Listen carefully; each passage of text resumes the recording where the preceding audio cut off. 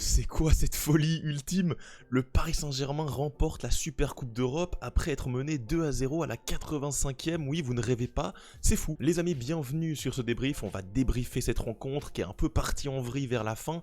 Il y a eu vraiment une domination de Tottenham et puis derrière une fin en apothéose au penalty avec ce but victorieux de Nuno Mendes. On va parler de ce match. Juste avant que cette vidéo commence, merci à toutes les personnes qui prendront quelques instants pour s'abonner, pour liker, pour commenter.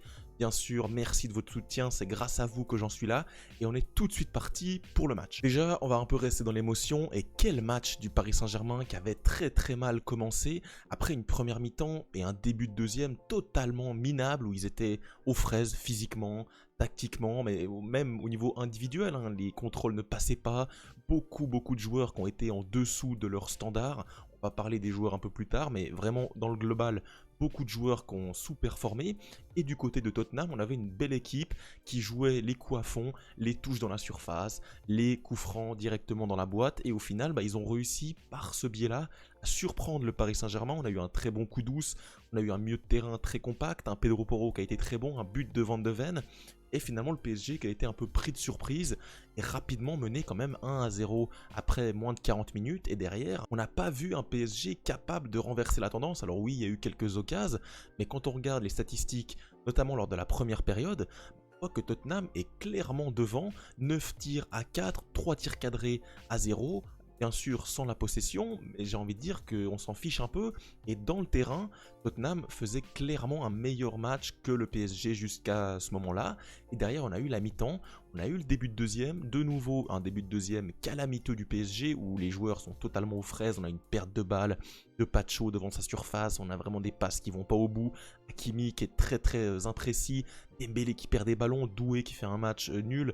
Et on se dit, il n'y a aucun monde où le PSG revient, ils prennent le deuxième de la part de Romero sur encore un coup de pied arrêté, donc ça fait 2 coups de pied arrêtés, 2 buts, bien sûr, il tire très bien, c'est Thomas Frank, c'est sa spécialité à Brentford. Il a clairement refait ça avec son Tottenham et ça a plutôt bien marché, mais malheureusement le PSG est plein de ressources et franchement j'y croyais pas, mais les ressources sont venues du banc avec Lee Kang-in et Gonzalo Ramos qui sont rentrés, vous le voyez vers la fin, hein, c'est les 2 derniers rentrants pour Kvara, pour Zaïre Emery, pour Barcola qui est sorti, Doué à la fin. Et finalement, grâce à ça, grâce à un Tottenham, on va le dire, qui a totalement perdu en intensité, en volonté, c'est la classique du football, hein, quand tu mènes 2-0, tu as tendance à reculer, tu as tendance à laisser le ballon à ton adversaire. Parfois ça marche, mais parfois ça ne marche pas. Et là, ça n'a pas du tout marché. Il y a eu beaucoup de connexions sur les côtés. Hakimi, on a eu un repositionnement de Dembélé qui est venu sur le côté avec Ramos qui est rentré dans l'axe. Ramos qui apportait du jeu, de la tête, de la présence dans la surface, ça a été très bon. C'est lui qui a mis le deuxième but. Tu as également utilisé les frappes de loin avec Lee Kang-in qui a fait mouche. Donc finalement, voilà, le PSG s'est un peu réveillé grâce aussi au fait que Tottenham a accepté, j'ai presque envie de dire, de reculer, de laisser le ballon. Finalement, ça n'a pas du tout été dans leur sens, hein, parce que Lee Kang-in déclenche entrée de la surface 1-0. Derrière, combinaison sur un côté plutôt basique, centre et tête, vraiment la classique. Et ça fait deux partout et le match est totalement relancé. À ce moment-là, 2 partout, tu te dis que le PSG a totalement le vent en poupe, que ça va le faire. Mais très rapidement, le meilleur tireur de penalty qui est Vitinha de ce PSG loupe son tir au but. Il loupe son tir au but, donc là on se dit, oula c'est très compliqué. Chevalier, fait pas de parade sur les 2 premiers, mais bien sûr il arrête Van de Ven et Matistel qui vient à louper. Au final, tous les autres tireurs du PSG ont assuré leur rang, étaient très bien tirés, Ramos, Dembélé, Lee Kang-in et Mendes pour terminer d'une superbe frappe. Au final, ils réussissent.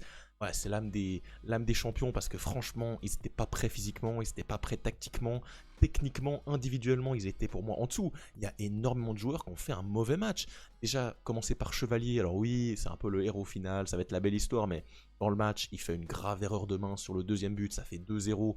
Elle est pour lui, on va se l'avouer, elle est pour lui. Derrière, Mendes, pour moi, fait un match très compliqué. Hakimi aussi, ils ont été terribles dans le sens technique, tactique, physiquement, les 2 étaient totalement à la rue. Pacho, Marquinhos, bon, plus ou moins de bonnes choses, de mauvaises choses, j'ai pas envie de taper sur eux. Doué a été totalement calamiteux, c'est la pire note sur le terrain, 6.1. Il a tenté des choses, mais il a absolument rien réussi. Il a rendu des ballons devant la surface. Il a donné des passes D presque à Richarlison en deuxième mi-temps. C'était très très compliqué pour Désiré Doué, qui a été pas dans son match et qui a quand même tenu 77 minutes sur le terrain. Je l'aurais sorti beaucoup plus tôt. T'as eu Vitinha qui était quand même un peu bon au milieu de terrain. Warren Zaïre-Emery, j'ai pas du tout aimé. Ça devient très très compliqué pour Warren, tant techniquement, avec ballon, dans la compréhension, même physiquement. Alors évidemment, il va avoir un peu de temps pour se lancer cette saison, mais de ce que je vois fin de saison passée, le début de match sur cette rencontre, ça me donne pas vraiment d'espoir de retrouver un Warren. Maintenant, voilà, il va falloir s'y faire parce que t'as pas non plus énormément de monde au milieu de terrain. On a quand même senti que l'entrée de Fabian, elle a été vraiment, vraiment très, très précieuse. Même l'entrée de Mbaye a été bonne. Il a amené de la percussion, ce que Gvara n'a pas du tout fait durant tout le match. Il a été très, très mauvais. Gvara, à l'image un peu des deux ailiers, Barcola, Gvara, Doué. Les trois n'ont pas été bons du tout. Les trois passent à côté de leur match. Attention à Barcola qui sort un petit peu touché. Et Gvara, Doué, c'est très en dessous. Et finalement, tu t'en remets à tes remplaçants, les remplaçants que je décris souvent, mais qui sur ce match ont été très bons. Mbaye, il fait une bonne entrée. Alors évidemment, il réussit pas du tout ce qu'il fait, mais il met de l'entrain. Il met de l'énergie, ça a le mérite au moins d'être fait. Lee Kang-in amène sa qualité de pied, des centres bien pensés, une belle frappe, et on voit qu'il peut avoir un rôle à jouer, notamment dans ce Paris Saint-Germain là. Gonzalo Ramos, ben voilà, c'est ce qu'on attend. Typiquement, c'est ce qu'on attend de Ramos. Le contrat, il est signé. C'est pour ça qu'il est là. Pour rentrer en fin de match, il reste 15 minutes. Tu viens mettre ta tête, tu viens mettre ton penalty, tu viens décanter des situations.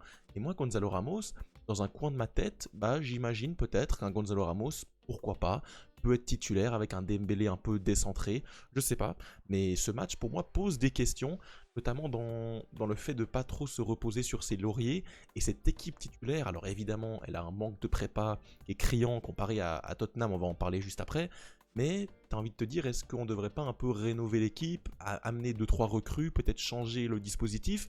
Ça va être toutes des questions qui vont devoir se poser pour la saison du PSG, dans l'année après LDC, dans l'année après trophée.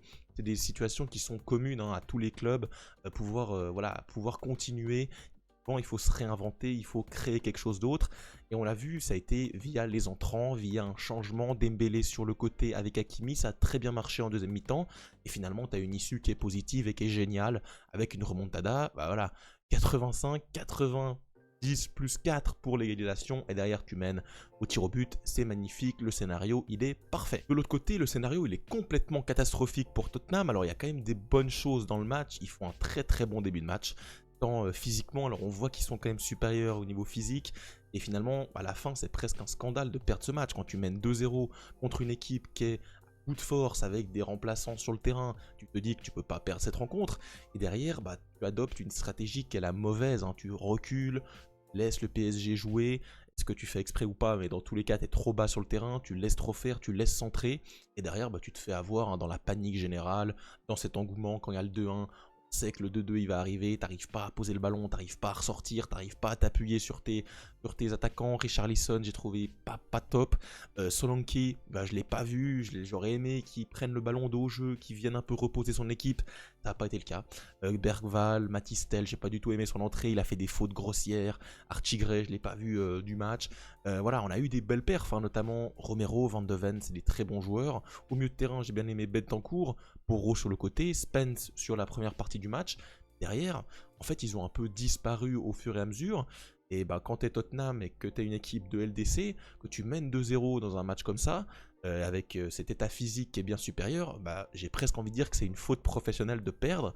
Et derrière, au final, tu te fais quasiment égaliser sur les stats. Pourquoi? Parce que tu recules énormément, tu termines quasiment à stats égales, 12 tirs à 13, 3 tirs à 5, avec pourtant que 26% de possession. Donc t'as pas proposé grand chose au final, et j'aurais aimé voir un peu plus de Tottenham, notamment en deuxième mi-temps. En fait, j'ai été déçu de leur attitude en deuxième, mais ça n'enlève rien au PSG. Regarde, quand on voit le stade de passes, que 137 passes, en fait, ils ont fait aucune passe, en fait, ils ont eu aucun développement de jeu, ils ont que bombardé dans la surface. Alors, ça a quasiment marché, ça aurait pu marcher, mais voilà, c'est un match, j'en attends plus en fait, j'attends plus de Tottenham, surtout dans cette situation où tu mènes au score. J'aurais peut-être aimé qu'ils gardent le ballon, qu'ils essaient de faire jouer, etc. Ça aurait peut-être un peu été mieux en fait dans ce style de match là. Pour le PSG, c'est top, tu démarres en fanfare. Alors évidemment tout n'est pas n'est pas à garder dans ce match. Il y a eu énormément de mauvaises choses, tactiquement, techniquement, des choses à revoir. Doué au milieu de terrain, ça n'a pas du tout marché. Warren, je trouve ça compliqué. Devant, il y a quelque chose à faire parce que Guevara à droite, ça a été très compliqué.